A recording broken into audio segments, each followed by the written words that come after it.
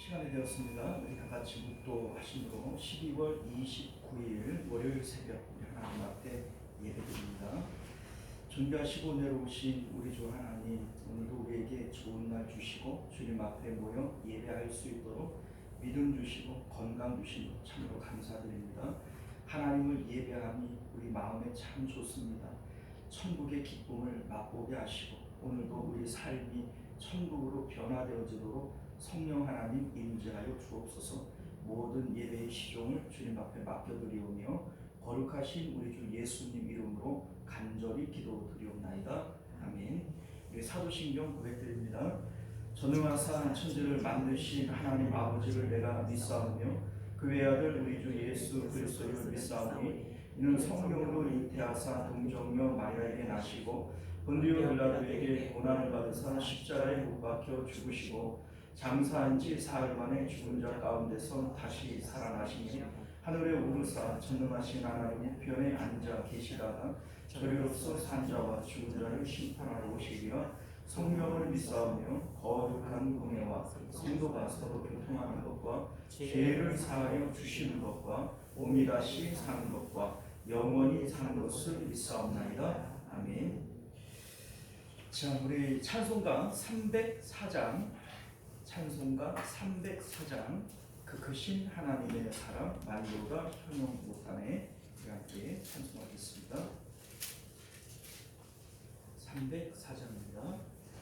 그 크신 하나님의 사랑 말로 다 현용 못하네. 저 높고 높은 별을 넘어 이 낮고 낮은 땅 위에 죄범한 영혼 구하려 그 아들 보내사 화목제물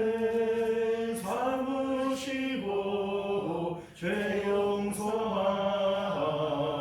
용서하셨네. 하나님 크신 사랑을 증량다 못하네.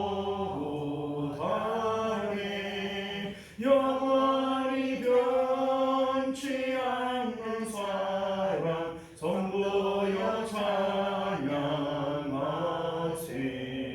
괴로운 시절 지나가고 땅 위에 영화세 할 때 주 믿지 않던 영혼들은 큰 소리 외쳐 울어도 주 믿는 성도들에게 큰 사랑 베푸사. 우리의 죄 사했으니 그 은혜 잊을까. 하나님 크신 사랑을 증량다 못하네. 영원히 변치 않는 사랑 선보여 찬양하세. 하늘을 두루마리 삼고 바다를 먹물 삼아도 한없는 하나님의 사랑 닿기로 갈 수 없겠네. 하나님의 크신 사랑 그 어찌 닿았을까. 저 하늘 높이 쏴도 채우지 못하리. 하나님 크신 사랑을 증량다 못하네. 영원히 변치 않는 사랑 선보여 찬양하세. 할렐루야. 자, 우리 하나님 말씀 봅니다. 데살로니가 후서 6절에서 10절까지 말씀 우리 함께 교독하여 있습니다. 데살로니가 후서 1장 6절에서 10절까지입니다. 너희로 환난을 받게 하는 자들에게는 환난으로 갚으시고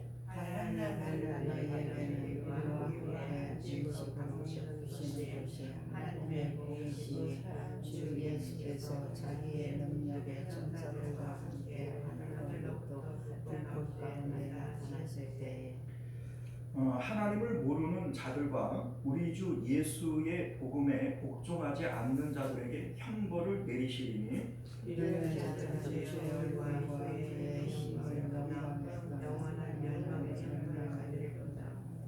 자, 우리 10절 같이 있습니다. 그날에 그가 강림하사 그의 성도들에게서 영광을 받으시고 모든 믿는 자들에게서 놀랍게 여김을 얻으시리니 이는 우리의 증거가 너희에게 믿어졌습니다. 아멘. 자, 우리 함께 기도합니다. 은혜로우시고 자비로우신 우리 주 하나님, 주의 말씀 가운데에는 큰 영적 비밀들이 있습니다. 우리가 오늘도 주의 성령의 도우심을 힘입어 하나님의 말씀을 깨닫게 하시고 이 진리를 깨달음으로 우리의 신앙생활에 손해가 있지 않도록 은혜 베풀어 주옵소서. 거룩하신 예수님 이름으로 기도드리옵나이다. 아멘. 자, 오늘 우리는요 함께 읽은 본문의 말씀을 중심으로 숨어 계신 하나님을 의식하는 믿음이라고 하는 제목으로 하나님 말씀 나누도록 하겠습니다. 숨어 계신 하나님을 의식하는 믿음. 앞서 말씀드렸다시피 데살로니가 후서는 전서가 쓰여지고 한 2-3개월, 길게 잡아도 6개월 안쪽으로 다시 쓰여진 편지가 됩니다. 그래서 내용적으로 볼 때 전서의 내용과 크게 다르지는 않아요. 전서의 내용이 뭐였어요? 3개월밖에는 이제 3주밖에는 사역하지 못했고 또 유대인의 박해가 있음에도 불구하고 믿음을 신실하게 지킨 데살로니가 교회를 향해서 하나님께 감사하고 또한 이 짧은 기간 사역을 했기 때문에 종말론에 대한 부활과 재림에 대한 이러한 가르침들이 온전치 못했던 것 같아요. 그래서 그러한 내용들을 바로 잡기 위한 이러한 내용들이 데살로니가 전서의 내용이었는데 후서의 내용이 그에 크게 다르지 않습니다. 조금 특별한 부분이 있다면 종말론에 대한 부분을 조금 더 강화해서 얘기를 하고 있다라고 하는 정도가 다르다고 할 수 있을 것 같습니다.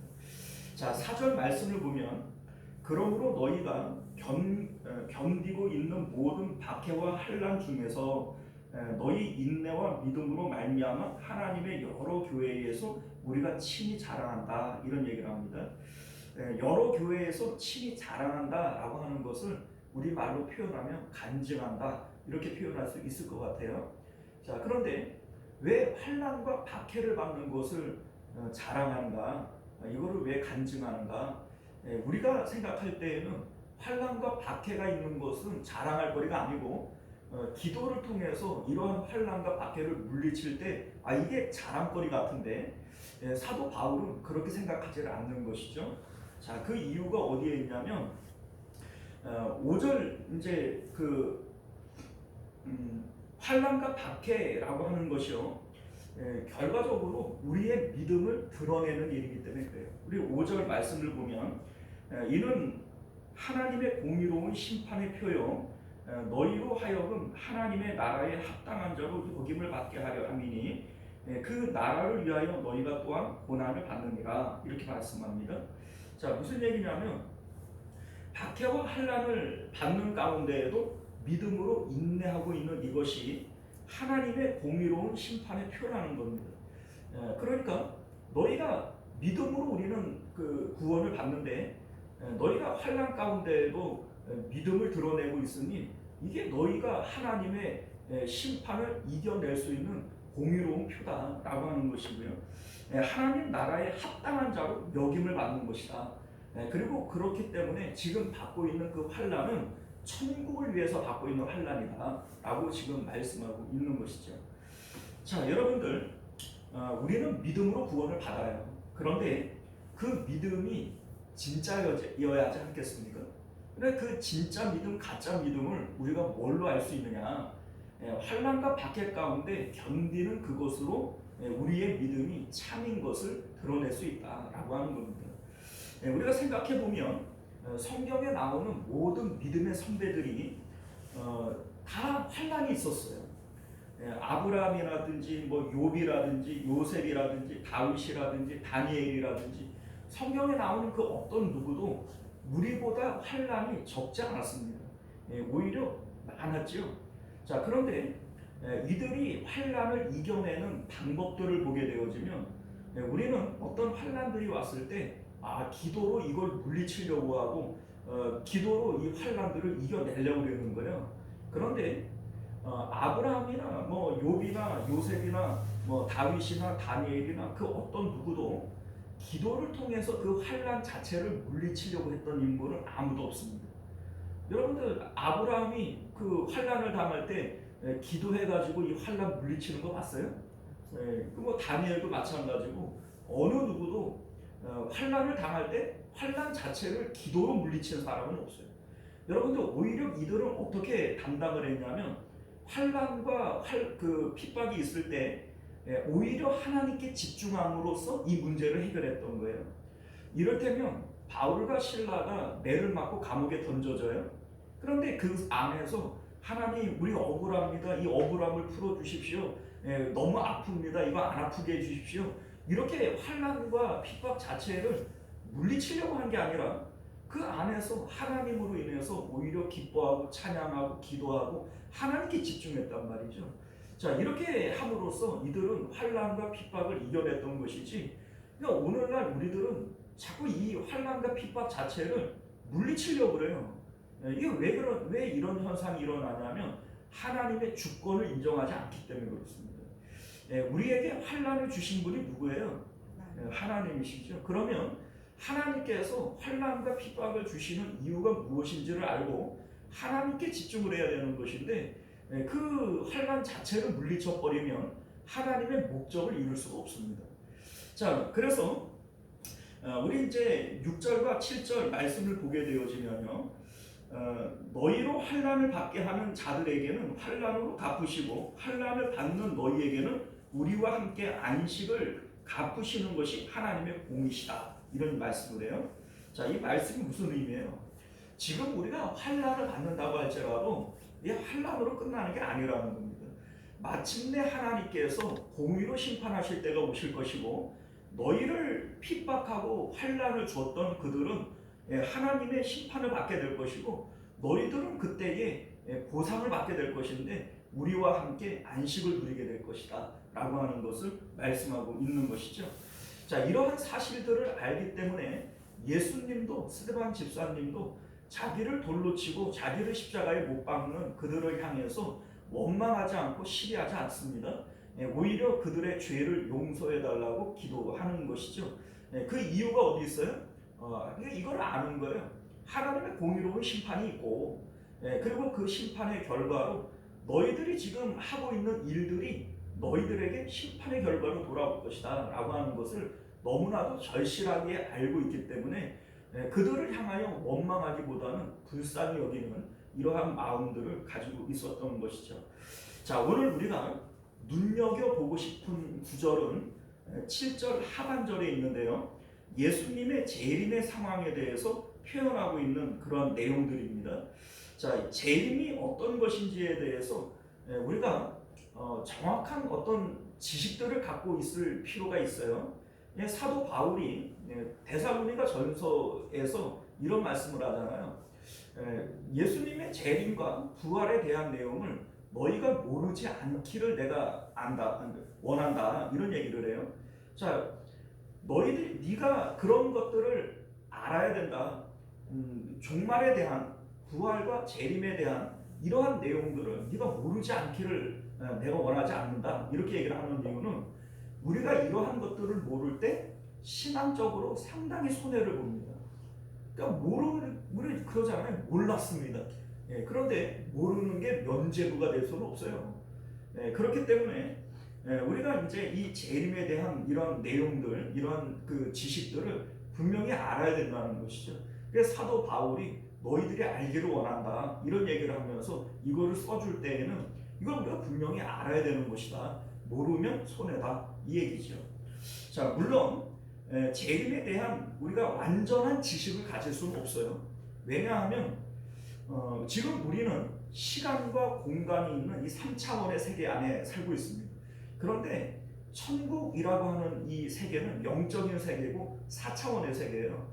그러니까 4차원의 세계를 바울이 알고 베드로가 알고 또 요한이 안다고 치더라도 이것을 우리에게 알려줄 때에는 글씨라고 하는 이 문자로 성경으로 우리에게 알려주기 때문에 완벽하게 담을 수가 없죠. 그러니 우리가 성경을 통해서 이거를 우리가 안다고 할지라도 완벽하게 알 수는 없습니다. 그러나 성경이 우리에게 허락하시는 대로 또 성령이 우리 마음 가운데 감동을 주시는 대로 이 천국에 대한 재림에 대한 이러한 내용들을 우리가 모르지 않아야 된다. 사도 바울은 너희가 분명히 알아야 된다. 이렇게 말씀하고 있음을 믿으시기를 바랍니다. 자, 우리 7절 하반절을 보면요. 주 예수께서 자기의 능력의 천사들과 함께 하늘로부터 불꽃 가운데에 나타나실 때에 이렇게 되어 있어요.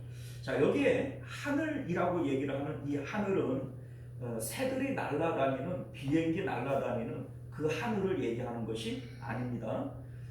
왜냐하면 우리 이제 여기서 말하는 이 하늘은요, 이스라엘 백성들이 이제 히브리 사람들이 얘기를 하는 셋째 하늘이라고 하는 게 있죠. 첫째 하늘, 둘째 하늘, 셋째 하늘. 첫 번째 하늘은 우리가 살고 있는 이 땅의 세계를 얘기하는 것이고요. 둘째 하늘은 공중 권세 잡은 자, 마귀가 장악하고 있는 이 이제 공중을 둘째 하늘이라고 얘기하고요. 하나님이 계시고 천국이 있는 이 하늘을 우리 이제 천국을 셋째 하늘이라고 얘기를 합니다. 자, 그런데 이 첫째 하늘, 둘째 하늘, 셋째 하늘은 물리적인 물질적인 세계가 아니라 영적 세계를 얘기를 하는 겁니다. 소위 우리 마음의 영역이죠. 그러니까 우리의 마음 안에 우리가 이제 살고 있는 이 땅에 대한 느낌이 있지 않습니까? 그리고 마귀가 우리를 시험한다 이렇게 얘기를 할 때 공중 권세 잡은 마귀의 영역이 우리를 덮고 있는 것들을 우리가 느낄 수도 있지 않습니까? 더 나아가서 하나님 나라를 우리가 느낄 수도 있죠. 자, 그러니까 이게 새 하늘이라고 하는 것은 영적 세계를 얘기하는 것이고 우리 마음이 영의 세계에 속해 있기 때문에 마음을 통하여 우리가 믿음을 통하여 느낄 수 있는 것들이다라고 하는 것을 말씀하고 있는 겁니다. 자, 그래서 우리가 자꾸 이 본문을 오해해요. 하늘에 그러니까 하늘에서 내려온다 이렇게 얘기를 할 때 자꾸 이제 우리 예수님께서 구름을 타고 오시리라 뭐 이러면 지금 뭐 새들이 막 날아다니고 뭐 이런 하늘에서 구름 가운데에서 예수님이 내려오시는 것처럼 자꾸 이렇게 그 상상이 되어지는 거예요.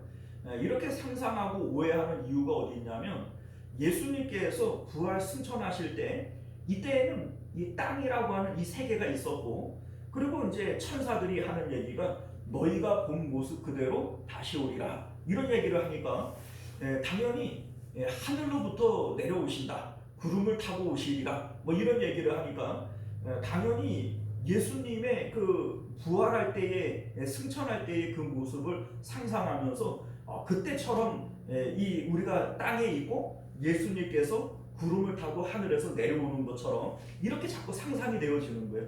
그런데 이게 오해라는 겁니다. 이게 왜 오해냐면 베드로후서 3장 10절을 보게 되어지면 그러나 주의 날이 도둑같이 오리니 이게 주의 날이 재림의 날 아닙니까? 그날에는 하늘이 큰 소리로 떠나가고 물질이 뜨거운 불에 풀어지고 땅과 그 중에 있는 모든 것이 드러나리라 이런 얘기를 합니다. 자, 다시 말해서 이 물질 세계가 있어요 없어요?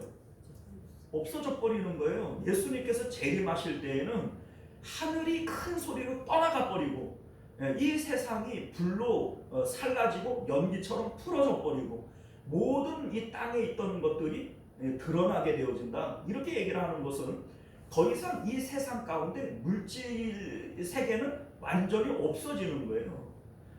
그래서 요한계시록에도 보게 되어지면 1장 7절에서는 구름을 타고 오시리라 이렇게 되어져 있지만 우리 이제 21장으로 가보게 되어지면 처음 땅과 처음 하늘은 없어졌고, 자 그러면 더 이상 우리가 지금 살고 있는 이 물질 세계는 있어요 없어요? 없어요. 그러니까 구름을 타고 오신다고 해서 새들이 날아다니는, 비행기 날아다니는 그 하늘 자체가 없어져 버렸기 때문에 그 가운데에서 뭐 예수님이 구름을 타고 오신다, 이게 있을 수가 없는 얘기입니다. 그러면 여기서 왜 구름을 타고 오신다 이렇게 얘기를 했냐면, 하늘, 하나님이 계시는 이 하늘은 말 그대로 하늘이잖아요. 그러니까 이제 그 이스라엘 백성들, 이제 고대의 이스라엘 백성들은 구름은 하늘을 의미하는 거예요. 그러니까 하늘이 이 땅 가운데 임한다라고 얘기를 하는 것은 구름을 타고 오시는 것으로 표현을 한 겁니다. 이 표현을 요한계시록에서는 새 예루살렘이 하늘로부터 내려온다 이렇게 얘기를 하는 거죠. 자, 그런데 여러분들 여기 이제 7절을 보면 우리가 이제 눈여겨볼 이런 표현이 하나 있는데, 나타나실 때에 이렇게 돼 있어요. 나타나실 때에. 자, 이 표현이 중요한 이유가 뭐냐면 나타나신다라고 하는 것은 헬라어 칼리포스라고 하는 단어인데, 이게 이제 아포라고 하는 것은 드러나다 이런 뜻이고요. 칼리토라고 하는 것은 숨겨지다 이런 뜻이에요. 그러니까 이게 무슨 뜻이냐면 숨겨진 것이 드러난다 이런 내용을 나타나신다 이렇게 표현한 겁니다. 그러니까 나타난다라고 하는 것은 하나님께서 예를 들어서 예수님께서 멀리 뭐 우주 저 끝에서 뭘 비행 접시나 이런 거를 타고 이 땅 가운데 만약에 오신다면 나타난다 이런 표현이 아니라 그 오신다 이런 표현을 써야 될 텐데, 나타난다라고 하는 것은 숨겨졌던 것이 드러난다 이런 뜻이란 말이에요. 그러니까 천국은 저 우주 끝에 멀리 있는 것이 우리에게 오는 것이 아니라 이미 가까이 있는 것이 드러나는 것이고 나타나는 것이다. 지금 이 얘기입니다. 사실 우리 이제 그 이사야서 45장 15절을 보게 되어지면 구원자 이스라엘의 하나님이여 진실로 주는 스스로 숨어 계시는 하나님이시니이다 이런 얘기를 합니다. 자, 여러분들 숨어 있다라고 하는 것이 어떤 의미예요? 숨어 있는 것은 지금 당장 가까이 있어요. 그런데 내가 못 보는 거예요. 이게 숨어 있는 겁니다. 예수님께서도 회개하라 천국이 가까웠느니라 이렇게 말씀하세요. 그러니까 천국은 멀리 있는 것이 아니라 이미 가까이 있는 거예요. 가까이 있는데 숨어 있는 것이고, 숨어 있는 것이 나타날 때가 있는 것이다. 지금 이렇게 말씀하고 있는 것이죠. 예수님께서 천국은 여기 있다 저기 있다 하지 못하리니 너희 안에 있느니라 이렇게 말씀하세요. 자, 그러니까 천국이라고 하는 것은 시간과 장소적으로 멀리 있는 것이 아니라 이미 가까이 있는 것이고 숨어 있는 거라는 거예요. 그리고 재림 때가 되어지면 숨어 있는 이것이 나타나는 것이지, 뭐 어디 저기 뭐 우주 끝에 있는 것이 비행 접시를 타고 이렇게 나타나가지고 날라와가지고 구름 가운데 뭐 예수님께서 오시는 이런 것을 상상하게 되어진다면 성경을 상당히 오해하고 있는 것이다 라고 하는 것이 됩니다. 자, 여러분들 나타나신다라고 하는 이 말씀은요 영적 세계를 얘기를 하는 겁니다. 우리 아까 전에 새 하늘에 대한 얘기를 했어요. 사람이 살고 있는 이 땅이라고 하는 하늘이 있고, 그리고 그 뭡니까 공중 권세 잡은 마귀의 세계인 이 공중이라는 하늘이 있고 하나님이 계시는 하늘이 있어요. 자, 그런데 이것은 물질적이고 시간과 공간이 있는 이러한 물질 세계의 내용을 말하는 게 아닙니다. 우리 천국 자체에는 시간과 공간이 없어요. 공중 권세 잡은 이 세계 안에도 시간과 공간이 없어요. 우리가 살고 있는 이 땅만 사람만이 시간과 공간의 제약을 받는 것이지, 마귀도 하나님도 영적인 것들은 다 이 뭡니까? 그 시간과 공간의 제약을 받는 것이 아니란 말이에요. 그런데 예수님께서 재림하시는 이 상황 가운데에는 모든 물질이 불꽃 가운데 연기처럼 풀어 없어진다고 그랬죠. 그리고 땅에 있었던 모든 것들이 드러난다고 그랬어요. 그러니까 이 상황 가운데에는 시간과 공간이라고 하는 개념 자체가 사라져 버리는 거예요. 그러니까 하나님이 계신 영적 세계와 또 공중 권세를 잡은 마귀의 세계와 지금 사람이 살고 있는 이 물질 세계의 물질이 없어지고 영만이 남아서 이 세 세계가 맞닥뜨려져 버리는 거예요. 자, 이 상황이 재림의 상황이다라고 하는 것을 믿으시기를 바라요. 자, 그렇게 우리가 생각을 해보면 7절 말씀에 하늘로부터 불꽃 가운데에 나타나신다. 이게 이제 베드로후서 3장 10절의 얘기를 하는 하늘이 큰 소리로 떠나가고 그 모든 물질이 불에 사라지고 연기처럼 풀어질 것이다 라고 하는 이 상황을 지금 하늘로부터 불꽃 가운데 나타나신다 이렇게 표현을 한 겁니다. 자, 그래서 우리가 이 내용을 우리 다시 한번 좀 정리를 해보자면요, 예수님이 재림하시는 이 상황 자체는 구름을 타고 오신다 이렇게 얘기를 했지만 하늘에 새들이 날아다니는 그 하늘과 구름을 얘기하는 것이 아니라는 겁니다. 그러니까 이 세상이 없어져 버리고 옛날에, 그러니까는 옛 하늘과 옛 땅은 없어지는 거예요. 그리고 이 세계 자체가 그 연기처럼 불꽃 가운데 사라져 버리는 겁니다. 그리고 나서 영적인 세계가 이 세상 가운데 도래하게 되어지는 거죠. 오는 거예요. 자, 그러니까 우리가 살고 있는 이 물질 세계는 물질만 있는 게 아니죠. 우리의 영혼은 영에 속한 거예요, 물질에 속한 거예요? 네? 영에 속한 거잖아요. 그런데 물질 세계가 완전히 없어져 버리면 물질은 없어지고 뭐만 남아요? 영적인 것만 남아요. 그러니까 이게 땅에 속한 것들이 드러난다. 이렇게 이제 베드로 후서에서는 표현을 한 겁니다. 자, 그러면 이래서 이제 우리가 그 성경을 보게 되어지면 이러한 마음, 이제 생각을 가지고 성경을 보면 성경이 말하고 있는 것이 이미 이 내용들을 얘기하고 있었던 거예요.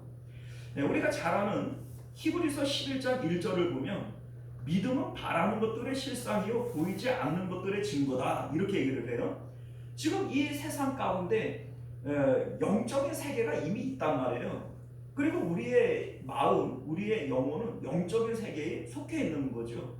우리는 눈에 보이는 이것들이 현실적으로 이게 현실이지 막 이런 얘기를 하지만 사실은 이게 현실이 아닌 거예요. 이거는 다 사실에 있는 것이지 보이지 않는 영적 세계가 이미 가까이 있는 것이고 이게 현실이라는 겁니다.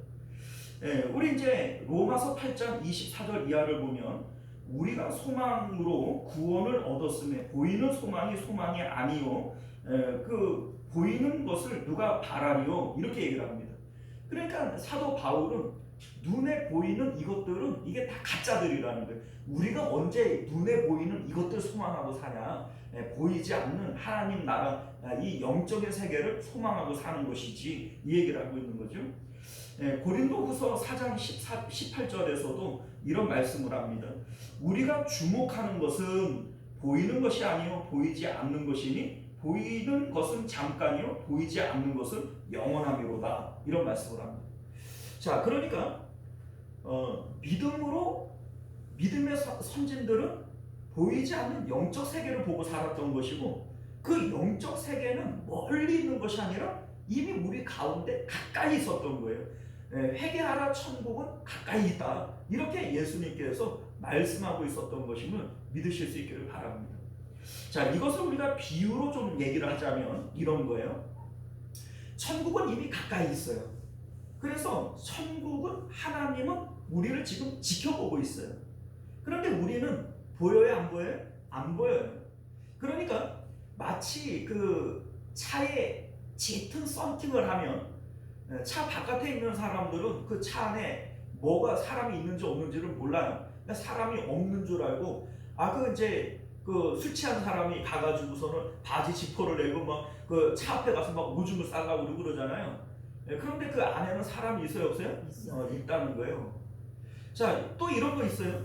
어떤 거울을 보게 되어지면 이 거울 바깥에서는 유리창처럼 안을 들여다봐요. 그런데 이 거울 바깥에 있는 사람은 이 거울밖에 안 보이니까 그 거울 앞에서 마치 아무도 없는 것처럼 벌거벗고 막 춤을 추고 막 이런단 말이에요.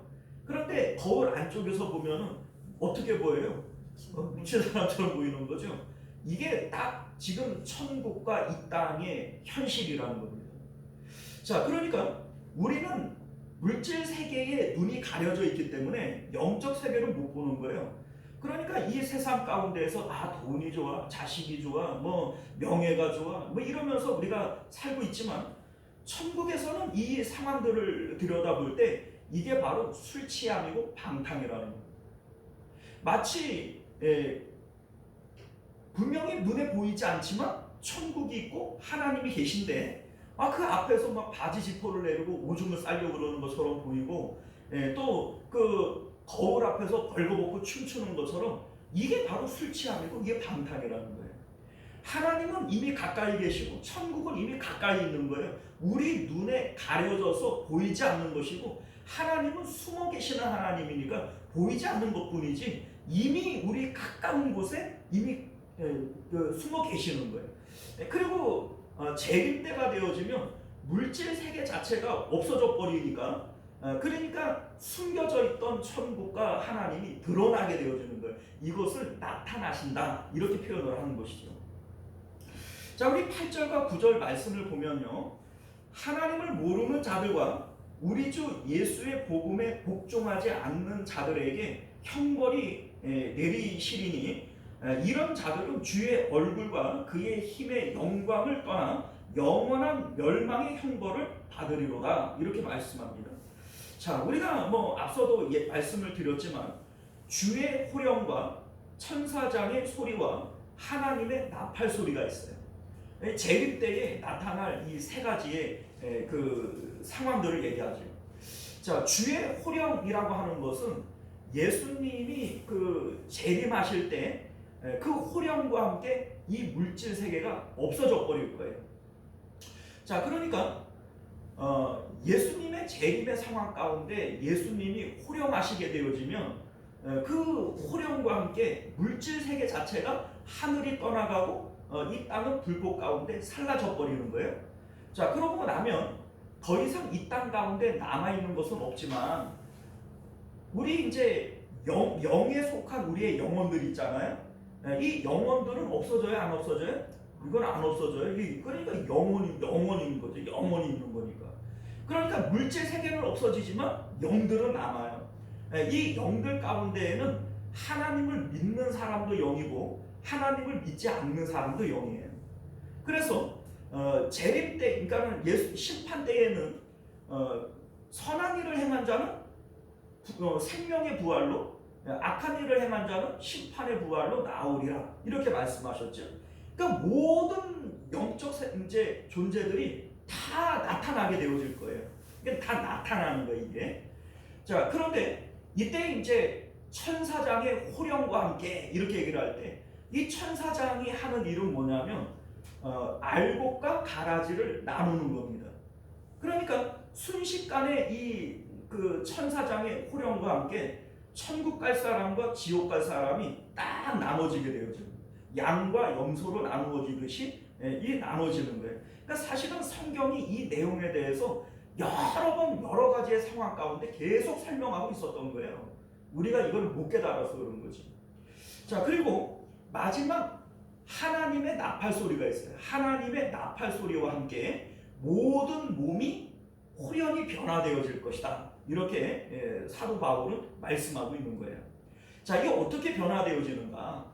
자, 여러분들, 우리가 부활할 때에 몸이 다시 사는 것과 이렇게 얘기를 하지만 이 몸은 이 몸뚱아리를 얘기하는 게 아니에요. 왜냐하면 이 물질 세계 자체는 이미 없어졌어요, 안 없어졌어요? 없어요. 그런데 이 몸뚱아리가 있겠어요, 없겠어요?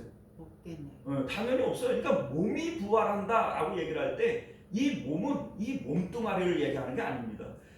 우리가 예수님께서 부활하실 때 시간과 공간의 제약을 받지 않는 부활체의 몸으로 부활하신 것처럼 천사도 흠모할 이러한 우리가 몸을 입게 될 거예요. 그러니까 이게 하나님의 나팔 소리와 함께 호련히 변화되어지리니 라고 얘기를 했던 이 상황이 바로 우리의 몸이 변화되어지는 것을 말씀하고 있는 겁니다. 자, 이때 우리는 깜짝 놀라게 되어질 거예요. 왜냐하면 변화산에서 예수님께서 조금만 변화되어지는 이 모습만 봐도 사람들이 황홀해 안 황홀해요? 황홀하죠? 그런데 우리의 몸이 그렇게 변화되어질 거예요. 천사도 흠모하겠다 이런 얘기를 하죠. 자, 그러니 깜짝 놀라겠어요? 안 놀라겠어요? 놀라겠죠. 자, 반면에 지옥 갈 사람들도 깜짝 놀라게 될 거예요. 왜냐하면 그들의 몸도 호련히 변화되어지게 될 건데 그들의 몸은 지옥에 합당한 몸으로 변화되어지는 거예요. 그러니까 우리의 몸은 천국에 합당한 몸으로 변화되어지는데 이것을 옷 입는다 이렇게 표현을 해요. 그러니까 우리의 몸뚱이를 입는 것은 이건 옷 입는 거란 말이에요. 그러니까 천국에 들어갈 사람은 천국에 합당한 예복인 옷으로 갈아입는 것이고 지옥에 들어갈 사람들은 지옥에 합당한 그 예복인 몸으로 변화를 입는 거예요. 얼마나 깜짝 놀라겠어요. 자, 그런데 여러분들 믿음이라고 하는 것은요, 이 감추어져 있는 그 영적 세계 안에 있는 천국과 하나님은 멀리 있어요? 이미 가까이 있어요? 이미 가까이 있어요. 숨어 계시는 것이고 재림 때는 이게 나타나는 것이지 이게 뭐 어디 저 우주 끝에 있다가 그 때가 되어지니까는 뭐 비행 접시 타고 날아오는 것처럼 그렇게 오는 게 아니라는 얘기예요. 이미 가까이 있는 거예요. 회개하라, 천국이 가까웠느니라. 이미 가까이 있는 것이고 하나님은 이미 숨어 계시는 분이라는 거예요. 그런데 믿음은 보이지 않는 것들의 실상이고 언제나 나타난 것은 보이는 것으로 되어진 것이 아니다. 이것을 우리가 믿음 안에서 이걸 인식하고 살아가는 것이 이게 바로 믿음이라는 겁니다.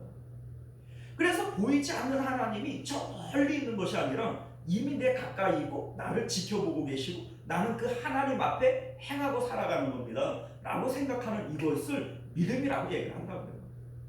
그러니까 이 마음을 갖고 있지를 못하는 사람들이라면 실질적으로 믿음이 없는 거죠. 하나님 없는 사람처럼 살아가고 하나님 없는 것처럼 천국이 없는 것처럼 여전히 돈 좋아하고 자식 좋아하고 우리 예수님께서 아버지나 어머니나 아들이나 딸이나 집이나 전토나 나보다 더 사랑하는 자는 내게 합당하지 않다. 이게 바로 그런 의미란 말이에요.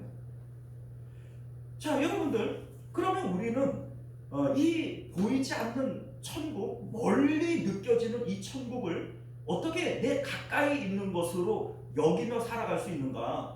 이것을 위해서 예수님께서 날마다의 십자가를 말씀하신 겁니다. 자, 천국은 이미 가까이 있고 천국은 우리를 지금 지켜보고 있는데 우리는 왜 천국을 못 볼까요? 우리는 물질 세계 안에 눈이 가려져 있기 때문에 그래요.